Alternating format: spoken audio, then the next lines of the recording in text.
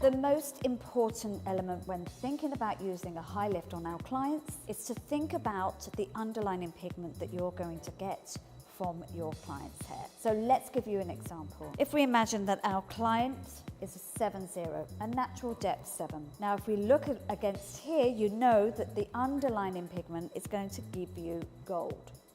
So if you want to achieve a really beautiful, clear, clean blonde, then you're going to go with 10-1-9, because you need that little bit of that soft violet to counteract the gold. You're going to use 12%. You're going to do the mid-lengths and ends first. You're going to lift that up, and then you're going to mix up fresh for the roots. Guys, this is my next biggest hint. Always leave the IGORA Royal High Lifts on for the maximum time, the full development time, every single time. The reason for this is that the technology works in a way that the first 2/3 of the processing time is just lifting. There's no deposit of the pigments. So you must leave it the amount of time so you get the lift before the deposit of the pigments. Otherwise, you're not going to get those beautiful neutralizing or fashion shades.